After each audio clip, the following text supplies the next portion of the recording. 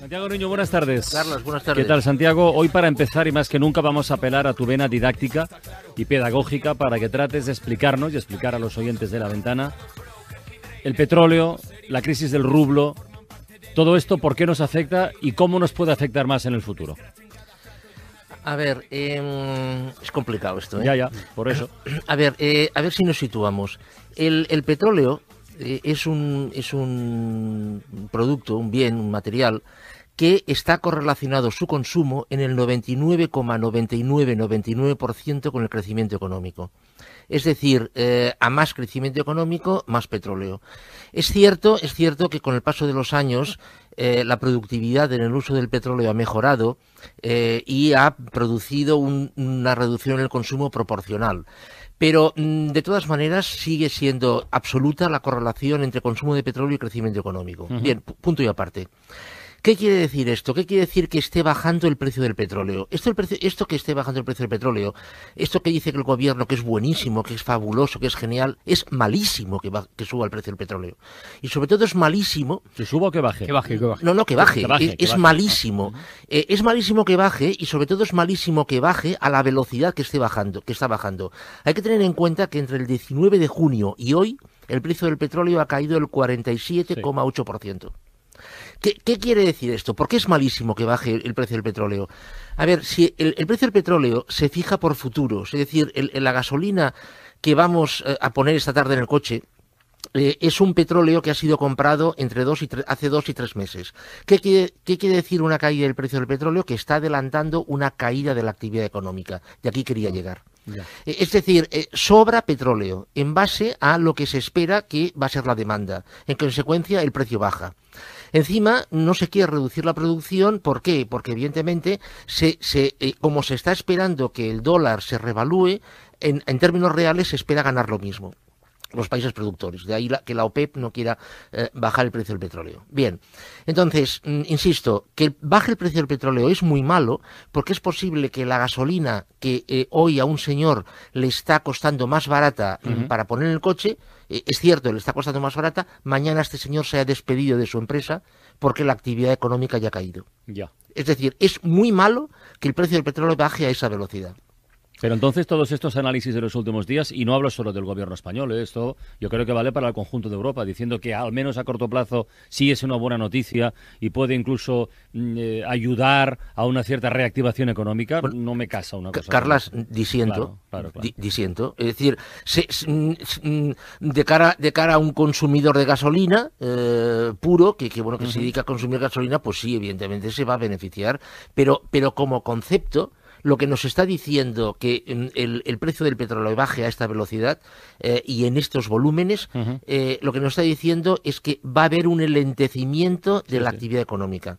O sea, es aviso para navegantes esto. Exacto, y además esto casa mucho con todas las advertencias que se está haciendo de un estancamiento prácticamente a nivel europeo en cuanto a crecimiento.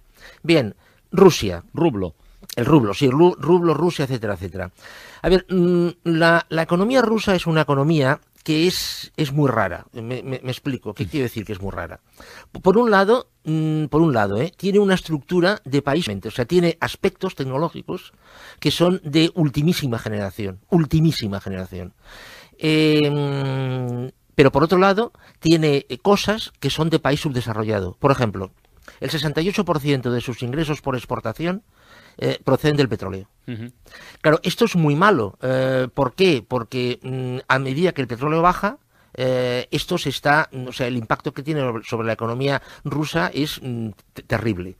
Por eso Rusia ahora lo que quiere es acercarse a China para llegar a acuerdos de venta de gas, etcétera, etcétera. Bien, encima ha habido todo el problema con Ucrania, las sanciones de Estados Unidos y de rebote de la Unión Europea, con lo cual están tensionando a Rusia.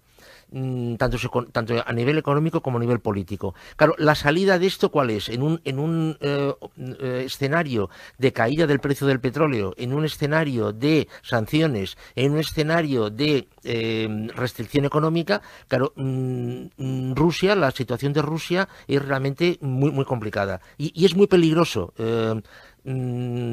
estrujar a Rusia.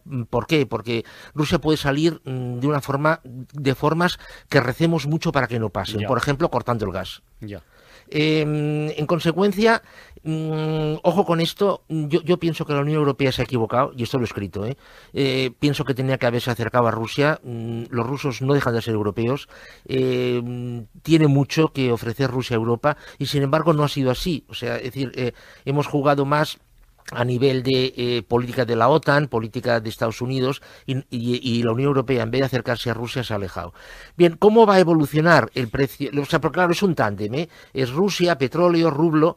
A ver, la única vía, yo espero que, y parece ser que los tiros van por ahí porque ya el rublo hoy se ha estabilizado, yo espero que se recapacite y no se siga presionando el rublo, porque la salida puede ser realmente muy, muy peligrosa. Pero de todas maneras, pensemos que el precio del petróleo no se va a recuperar a corto plazo. Muy bien. A no ser, claro, que haya un cataclismo y que se evapore el 30% de la producción mundial de petróleo, evidentemente. Nos interesa muchísimo que hoy nuestro economista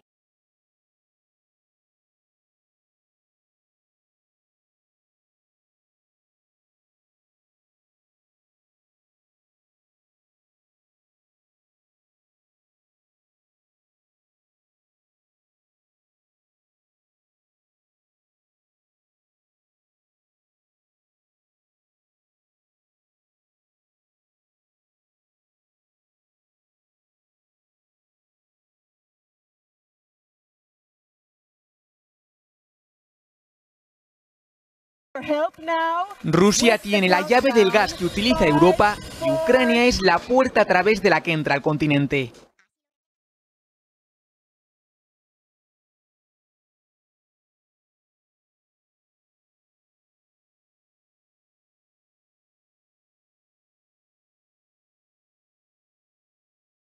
Seguir utilizando el gas ruso, pero abrir otras vías de entrada, Bielorrusia o Turquía a través del Mar Negro. Y si no, mirar a otros productores como Arabia Saudí, Qatar o Argelia. En este último caso, España se convertiría en pieza clave para el abastecimiento energético del continente por su posición estratégica. Ahora la Unión Europea es presa de esta dependencia y se enfrenta al reto de encontrar alternativas al combustible ruso.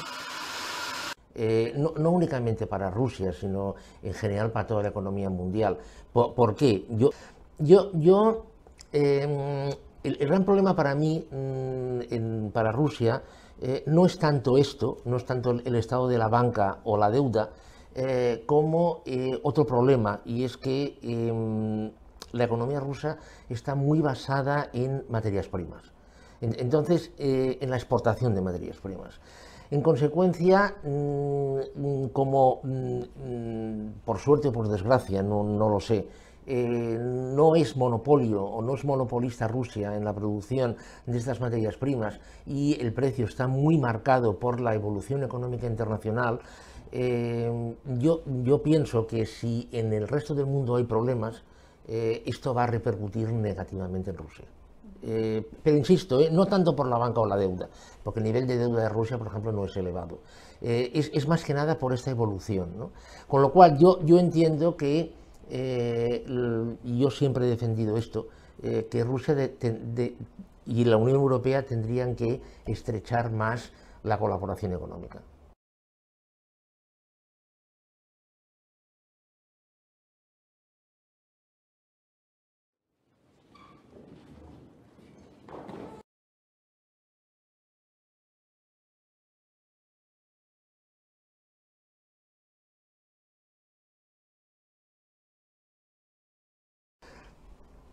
A ver, es que yo vuelvo a lo mismo. O sea, es que yo creo, mi opinión personal, y siempre ha sido esta, mi opinión personal, ya desde que se produjo la desaparición de la Unión Soviética. Yo pienso que las economías rusa y europea son complementarias en muchos aspectos. Yo creo que tendrían que acercarse las dos economías. ¿La Unión Euroasiática puede funcionar? Sí, sí, pero aisladamente entiendo que muy poco. ¿Por qué? En parte por las características del modelo económico ruso. Es decir, yo creo que esta Unión Euroasiática tiene mucho más sentido en colaboración con la Unión Europea. Esta colaboración, cómo luego se establezca, esto habría que verlo. Pero evidentemente, en una economía que está totalmente globalizada, crear compartimentos yo creo que tiene bastante poco sentido. Mire, el concepto de BRIC, no olvidemos quién lo inventó. El concepto de BRIC lo inventó un analista de Goldman Sachs en el año 2000. Es decir, yo pienso que el concepto de BRIC fue un concepto que en su momento tuvo mucha fortuna porque sirvió para atraer inversión, pienso sobre todo en Brasil, etcétera, etcétera. Recuerde, entre paréntesis, recuerde que al principio era BRIC, sin la S final. La S fue añadida después, para meter a Sudáfrica, muy bien, no sé por qué, ¿no? Pero bueno, yo pienso que es un concepto que ha quedado bastante vacío de contenido, ¿no? O sea, Brasil ya ve cómo está, la India está todavía decidiendo qué hace o qué deja de hacer. Sudáfrica tiene unos problemas internos tremendos. Yo vuelvo a insistir, el concepto BRIC es un concepto que se basa en elementos separados. Cada letra es un país, es decir, se basa en unidades. Y yo creo que la evolución tiene que ser hacia la colaboración.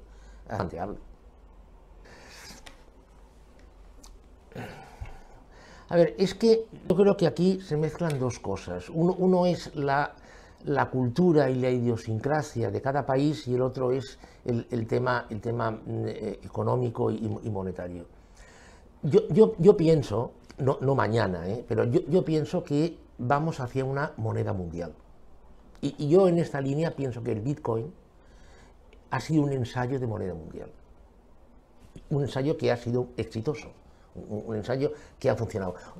Que el Bitcoin se utilice en la economía negra y esto es otro tema. El Bitcoin ha demostrado que ha funcionado. Funciona. O sea, una moneda mundial es factible. Bien.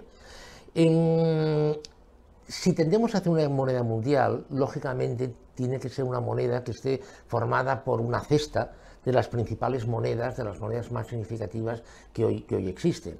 Y en esa cesta de monedas, luego ya veríamos cada moneda qué peso tiene en esa moneda mundial. Evidentemente, la corona danesa, la corona sueca, evidentemente tienen que estar. Porque le recuerdo, por ejemplo, que la corona danesa es una moneda refugio, o sea, es una moneda refugio, ¿no? Con lo cual, claro, el euro sería superado por esta moneda mundial, porque evidentemente se integraría, con lo cual quedaría la economía de estos países diluida más en esta cesta, ¿no? Claro, teniendo en cuenta además que lo que tendemos es a superar el concepto de Estado e ir hacia zonas económicamente más factibles y más viables, yo creo que la combinación de estas dos cosas,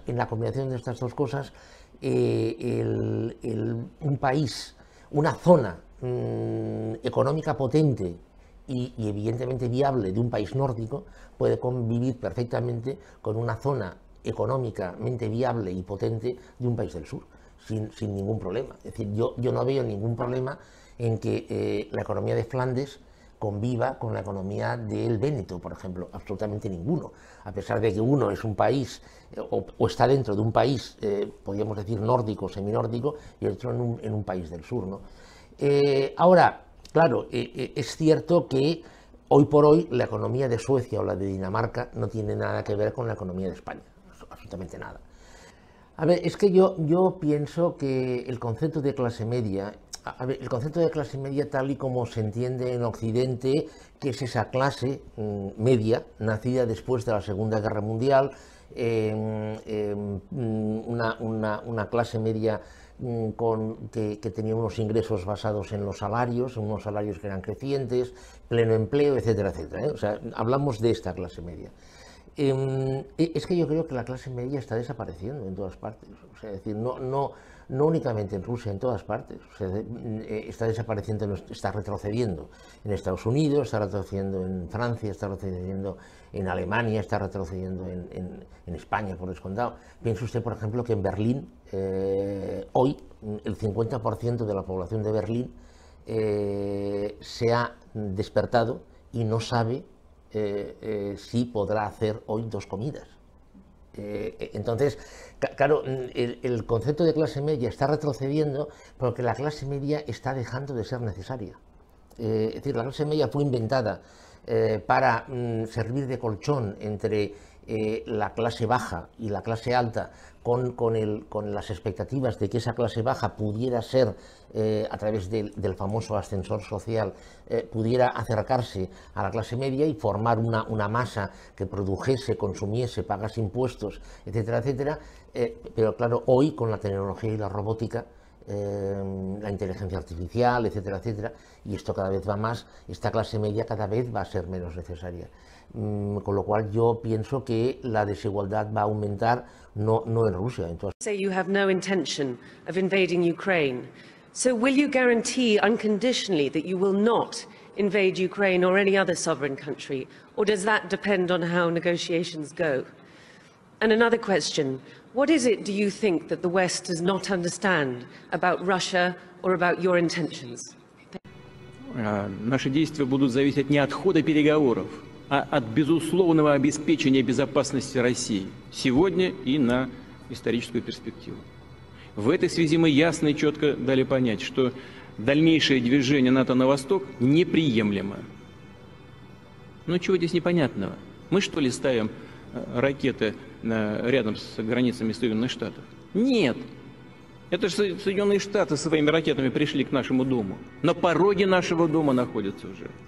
Ну разве это какое-то избыточное требование? Не ставить больше никаких ударных систем у нашего дома. Ну чего здесь необычного? Вот как американцы бы отнеслись, если мы взяли там на границе между Канадой и США или на границе Мексики и США, поставили бы наши ракеты. А что, разве у Мексики и у США не было никогда территориальных вопросов? А Калифорния кому принадлежала раньше? А Техас? Подзабыли, что ли? Ну ладно, все затихло. Никто не вспоминает про это, так как вспоминают сегодня про Крым. Замечательно. Но и мы стараемся не вспоминать о том, что как Украина-то складывалась. Кто ее создал-то? Ленин Владимир Ильич, когда создавал Советский Союз. Договор 22 года союзный и 24 год Конституции. Правда, после его смерти, но по его принципам созданы. Значит, ну, вопрос в безопасности.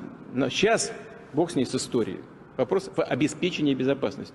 Поэтому нам важен не ход переговоров, важен результат. Ну разве мы не знаем? Я же много раз уже об этом сказал. И вы наверняка знаете хорошо. Ни одного дюйма на восток, сказали нам в 90-е годы. Ну и чего? Надули. Просто нагло обманули. 5 волн расширения НАТО. И теперь уже, пожалуйста, в Румынии, сейчас в Польше появляются соответствующие системы. Вот о чем речь. Ну поймите же вы в конце концов. Не мы кому-то угрожаем. Мы что ли пришли туда, к границам США? Или к границам Великобритании? Или куда? К нам пришли. И теперь еще говорят, нет, теперь и Украина будет в НАТО. Значит, и там будут системы. Или, бог с ним, не в НАТО, на двусторонней основе будут. Базы и ударные системы вооружений. Ну вот о чем идет речь. А вы требуете от меня каких-то гарантий. Вы должны нам дать гарантии. Вы. И немедленно. Сейчас. А не забалтывать это десятилетиями. И под такой вот мягкий говорок о необходимости обеспечения безопасности для всех делать то, что планируют. Ну как это можно не понимать? Сказали, не будем расширяться, и расширяются. Сказали, будет равные гарантии для всех по ряду международных соглашений.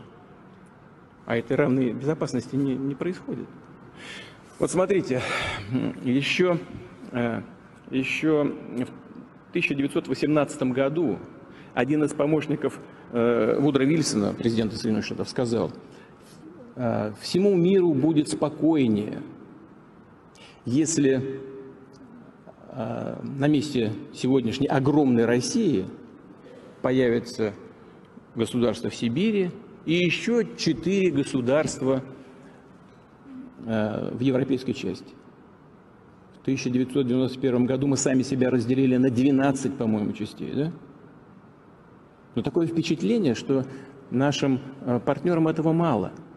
Слишком большая Россия, по их мнению, сегодня, потому что сами европейские страны превратились в малые государства. Но даже после развала Советского Союза, где у нас только осталось 146 миллионов, и это слишком много. Мне кажется, только этим можно объяснить такое постоянное давление. Вот 90-е годы, значит, Советский Союз все сделал для того, чтобы выстроить нормальные отношения с Западом и Соединенными Штатами. На наших объектах ядерного цикла, военного цикла, сидели представители американских служб соответствующих. Ходили туда на работу, на объекты ядерного оружейного комплекса России. Каждый день они жили там. В правительстве России работали советники многочисленные, в том числе кадровые сотрудники ЦРУ. Ну чего вам еще больше это надо было? Зачем надо было поддерживать террористов на Северном Кавказе и использовать террористические явно организации для попыток развала Российской Федерации? Но это же делали, и я как бывший директор ФСБ это знаю наверняка. Мы работали там с двойной агентурой, они нам докладывали, какие задачи перед ними ставили западные спецслужбы. Ну зачем это надо было делать? Наоборот, надо было относиться к России как к возможному союзнику, укреплять его. Нет, все наоборот. Попытка дальнейшего развала. А потом начали расширять НАТО на восток. Ну, естественно, мы же говорили, не надо этого делать. Вы нам обещали не делать. А нам говорят, а где это написано на бумажке? Нету? Ну и все, идите вы подальше. Плевать мы хотели на вашу озабоченность. И так из года в год. И каждый раз мы огрызались, чего-то пытались, значит, воспрепятствовать чему-то. В озабоченности высказывали. Нет. Идите вы со своими озабоченностями. Будем делать то, что считаем нужным. 1, 2, 3, 4, 5. 5 волн расширения. Так что в чем нас не понимают? Я не знаю. Вы спросите, что здесь непонятного? Мне кажется, все понятно. Мы хотим обеспечить свою...